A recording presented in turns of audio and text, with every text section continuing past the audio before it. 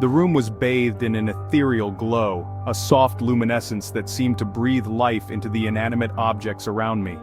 Moonlight streamed through the window, painting silver stripes across the wooden floor, creating a mesmerizing pattern that shifted with the movement of the night.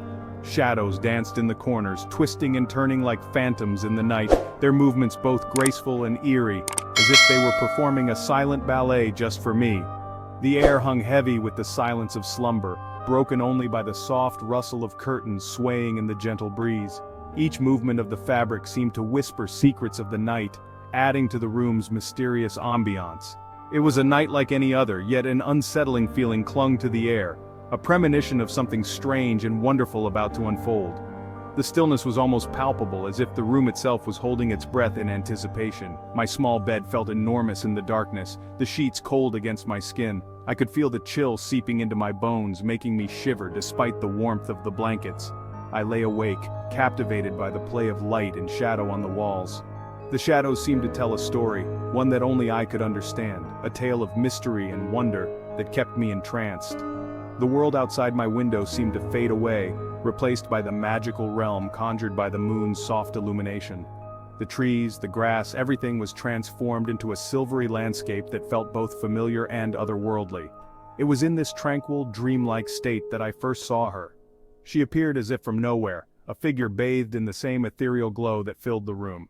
Her presence was both comforting and unsettling, a paradox that only added to the night's enchantment. She moved with a grace that seemed almost supernatural, her eyes reflecting the moonlight as she gazed at me. In that moment, I knew that this night was different, that something extraordinary was about to happen. The air seemed to hum with possibilities, and I felt a strange sense of excitement mixed with a tinge of fear. This was the beginning of an adventure, one that would change my life forever. A figure emerged from the darkest corner of the room, its form indistinct in the shadows. The air seemed to grow colder, and a shiver ran down my spine as I tried to make sense of what I was seeing. It moved with an otherworldly grace, gliding silently across the floor towards my bed. Each step it took was soundless, as if it were floating just above the ground, defying the laws of nature. As it drew closer, it stepped into a pool of moonlight, revealing the silhouette of a woman. The moonlight seemed to embrace her, casting a soft glow that highlighted her delicate features. Her long blonde hair cascaded down her back like a waterfall of spun gold, shimmering in the pale light. Each strand seemed to catch the moonlight, creating a halo effect around her head. She was ethereal, almost translucent, as if woven from the moonlight itself. Her presence was both mesmerizing and unsettling, like a dream teetering on the edge of reality. Her dress, a flowing white gown, seemed to float around her like mist clinging to a mountaintop. The fabric moved with a life of its own, swirling gently as if caught in an invisible breeze. I sat up in bed, my heart pounding in my chest, a mixture of fear and fascination washing over me. My mind raced with questions, each one more urgent than the last. Who was this mysterious visitor from the night? What did she want, and why had she chosen to appear before me? The room seemed to hold its breath, waiting for the answers that I so desperately sought. The night was filled with an eerie silence, broken only by the soft rustle of her gown and the distant hoot of an owl. I felt a strange connection to her, as if our fates were somehow intertwined. The air was thick with anticipation, and I knew that this encounter would change my life forever. My initial fear gave way to a comforting familiarity. The woman's features, though partially obscured by the shadows, held a tenderness that I recognized. Her eyes, pools of moonlight reflecting the vastness of the night sky, seemed to hold a deep love and affection. It was then that I convinced myself I knew who she was. "Mommy?" I whispered into the stillness of the room, my voice barely a tremor in the silence. It had to be her. The gentle curve of her neck, the way she held herself, even the faint scent of lavender that clung to her like a memory, it all pointed to the one person who represented safety and love in my young world. Driven by a need for reassurance, I threw back the covers and stumbled out of bed. My bare feet met the cold wooden floor, sending a shiver up my spine. I reached out, my hand trembling slightly, and touched her arm. It was icy cold, sending a jolt through my body that made me recoil in surprise. This was not the warm embrace I had expected. Instead, her touch was like a winter wind, chilling me to the bone. It was a touch devoid of life, as if I were reaching out to a phantom, a figment of my imagination. My childlike certainty began to waver, replaced by a creeping sense of unease. As I stared at her, my eyes met hers, and in that moment, I felt an inexplicable connection, as if our souls were intertwined by an invisible thread of shared pain and unspoken stories. Her eyes, deep and haunting, seemed to hold the weight of countless lifetimes, each one marked by its own unique sorrow. I saw a depth of sorrow that belied her ethereal beauty. It was a sorrow so profound, so ancient, that it seemed to emanate from her very being, filling the room with an almost unbearable sadness. It was a sorrow that spoke of loss, of longing, of a pain that transcended the boundaries of life and death. Her presence was like a heavy mist, enveloping everything in its path, making it hard to breathe, hard to think. Slowly, almost imperceptibly, she began to fade.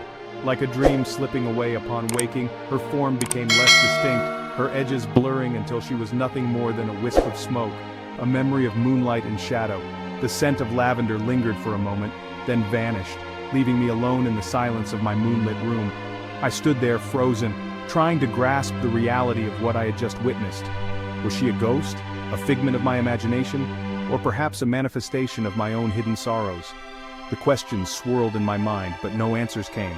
All that remained was the lingering sense of loss, a void that seemed to echo with the faint whispers of her presence.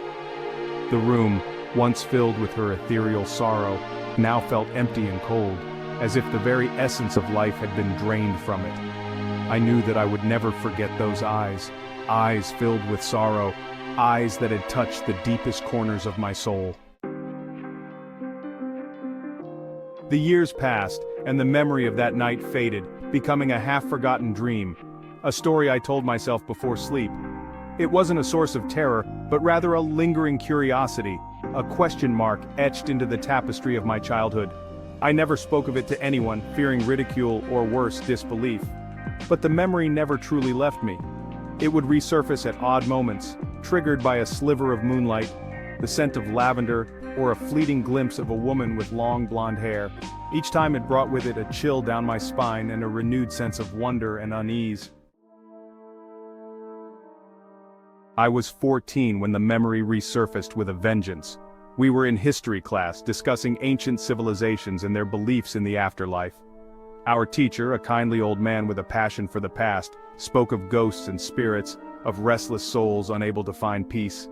As he spoke, I felt a familiar chill run down my spine. The classroom seemed to grow colder, the air thick with unspoken words and unseen presences. I could almost feel her presence beside me, the weight of her sorrow pressing down on me like a shroud. That night I lay awake for hours, my mind racing. The encounter, once dismissed as a child's fantasy, now seemed imbued with a terrifying reality. Could ghosts truly exist? Could the woman I saw all those years ago have been a visitor from beyond the veil, drawn to me for reasons I couldn't comprehend? The more I pondered the question, the more I realized how little I knew about the nature of reality. What if the world we perceive with our five senses is but a fraction of what truly exists? What if there are realms beyond our understanding, inhabited by beings we can barely comprehend? Now, at 31, the memory of that night remains vivid, a haunting reminder of the mysteries that lie hidden beneath the surface of our everyday lives. The woman with the sorrowful eyes has become a part of my personal mythology, a symbol of the unknown and the unknowable. Over the years, I have researched paranormal phenomena, delved into ancient folklore, and listened to countless tales of ghostly encounters. Yet, none of it has provided a definitive answer to the question that haunts me. Who was she? Was she a restless spirit, trapped between this world and the next? Or was she something else entirely, a being from a realm beyond our comprehension, reaching out across the divide for reasons I may never understand? The encounter has left an indelible mark on my psyche, forcing me to confront the limitations of my own perception, and to acknowledge the possibility of a reality far stranger and more wondrous than I could have ever imagined. Perhaps the true nature of ghosts lies not in their ability to frighten us, but in their capacity to remind us of the vastness of existence, the mysteries that lie beyond our understanding, and the enduring power of human connection, even in the face of death. The experience has taught me that the boundaries between the living and the dead are not as clear-cut as we might like to believe. Perhaps in the twilight realm between wakefulness and sleep, in the ethereal glow of the moon, the veil between worlds grows thin, allowing for a glimpse into the hidden dimensions that surround us. And perhaps, just perhaps, those who have passed on are not so far away after all, their presence lingering like a whisper on the wind, a gentle reminder that even in death love and sorrow endure.